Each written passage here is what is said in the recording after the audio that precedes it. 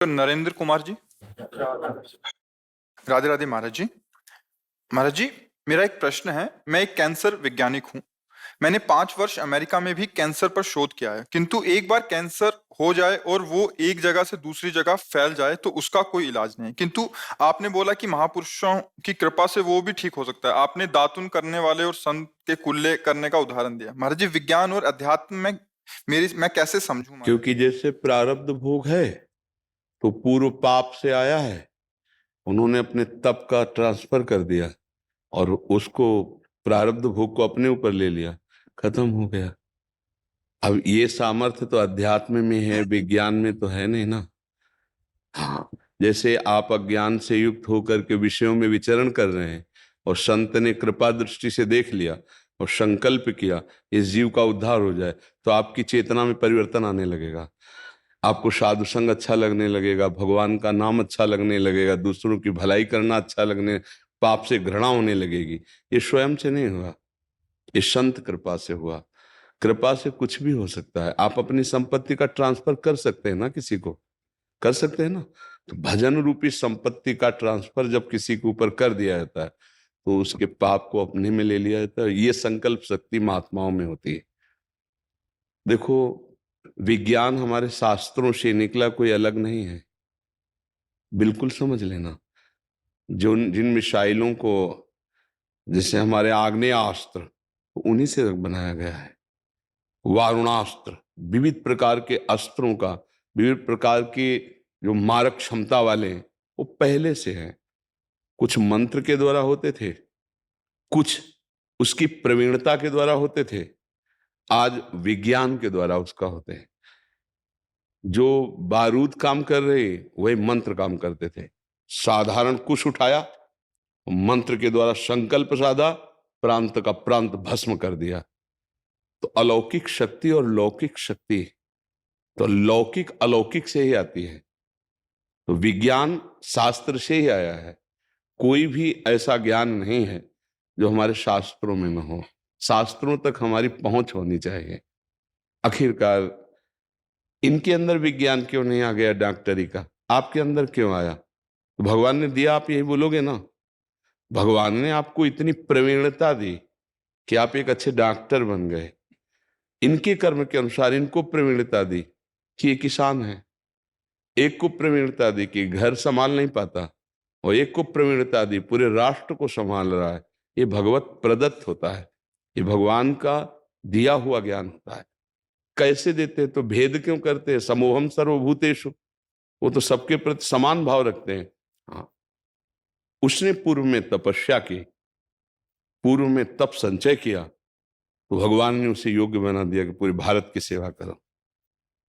उसने अपने पापों का संचय किया तो भगवान ने दिखा दिया कि देखो, तुम्हारे पाप का परिणाम है कि तुम अपने आप को भी नहीं संभाल सकते हो, खुद डिप्रेशन में पहुंच रहे हो।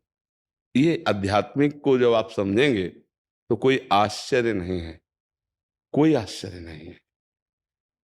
आपकी परम गति आप करना चाहें तो बहुत जन्म लग सकते हैं।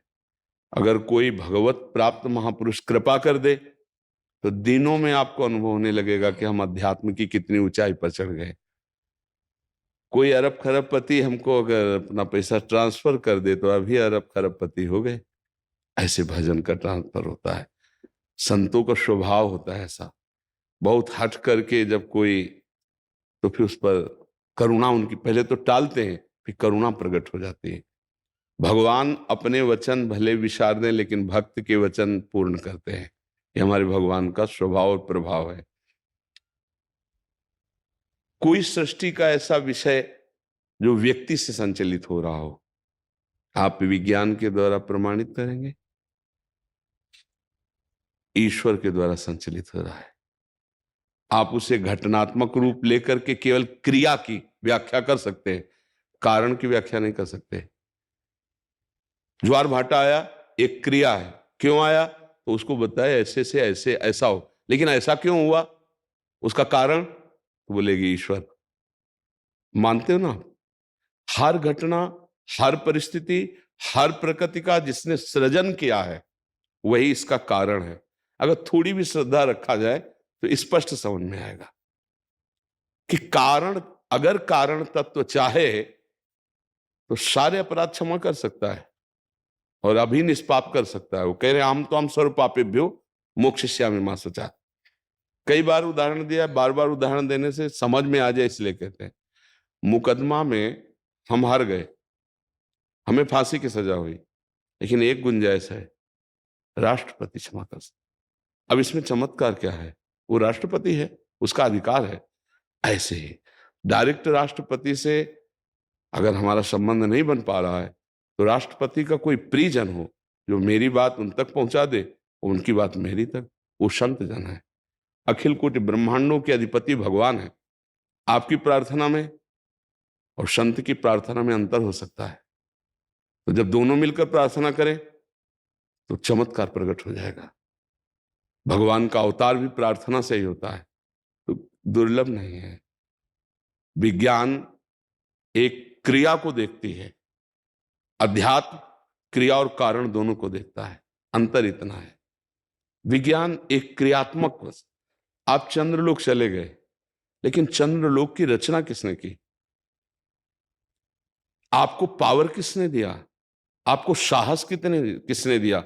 आप मृत्यु को भुलाकर उसका अनुभव करने जा रहे हैं, पता नहीं लौट के आए कि ना आए। ये बल किसने दिया? विज्ञान ने नहीं, ये भगवान ने दिया। आप सोचो, ऊंचाई से नीचे देखने में सैकड़ों ऐसे होंगे जिनको डर लगता है, उनको ये बल दिया कि पूरा ब्लास्ट भी हो सकता है, आपके छिछड़े भी उड़ सकते हैं, पता भी नहीं चलेगा कि आप कहां किस प्रांत में गिरे, और वो साहस कर ये भगवान बल देते हैं। तो हमें लगता है कि थोड़ी भी श्रद्धा की जाए तो पता चल जाता है। जैसे आप डॉक्टर हैं, आपसे हाथ जोड़ के कहें आप बचा लीजिए, तो आपका एक उत्तर होगा, अगर थोड़े भी आस्तिक हैं, कि देखो मैंने जितना पढ़ा है, जितना मेरे में बुद्धि है, पूरा प्रयास करूंगा, लेकिन बचाना ना बचाना कहना पड़ेगा आपको ना। आप भी प्रार्थना कीजिए, मैं भी प्रार्थना करता हूं, प्रयास मेरा, लेकिन सफलता भगवान के हाथ। वही भगवान आदेश करे, कर्मण्येवाधिकारस्ते मा फलेषु कदाचन। संत जन भगवान के कृपा स्वरूप है, भगवान का एक कृपा अवतार है। जो वास्तविक भगवान में लगे हुए हैं, उनका हृदय अनंत माताओं जैसा दुलार युक्त होता है। हर प्राणी को ऐसे प्यार करते हैं जैसे हमारा ही प्रियजन हो। अब बार बार कोई दुखड़ा रोए, पहले तो ऐसे रहते हैं, बार बार दुखड़ा रोए तो फिर वो भगवान से प्रार्थना करते हैं, प्रभु आप इसके अपराधों को क्षमा करके पावन कर दो। यदि आपके सिद्धांत में ऐसा कि क्षमा नहीं करना है, तो आप इसकी जगह मुझे दंड दे दो और इसको निर्विकार। भला प्रभु ऐसा करने में क्यों संकोच करेंगे? तुम्हारे सिद्धांत का भी पालन हो रहा है और आपकी कृपा से मैं उसे सह लूंगा, इसको ठीक कर दो। ऐसे हजारों संतों के उदाहरण है, उनमें मिथ्या नाटक नहीं है, जो भगवान में सच्चिदानंद में डूबे हुए हैं। हाँ, इस प्रकार का जैसे वो किसी सिद्धों में होता है जहां इसका लेना देना नहीं होता, ध्यान रखना, जहां सीधे डायरेक्ट आत्म प्रियता होती है, आप मेरे हैं, बस इस भाव से। हाँ, मैंने भजन किया है, साधन किया है, वो आपको देता हूं और आप स्वस्थ हो जाइए, और आपके हाथ का पानी भी नहीं पीऊंगा। निष्कामता ये होगी कि हम आपसे कभी पानी भी पीने की आशा नहीं रखेंगे। ऐसा हमने अध्यात्म में सिद्धांत पाया है, ऐसा नहीं पाया है। तो ऐसे सिद्धांत का आदर सदा होता रहा है और होता ही रहेगा।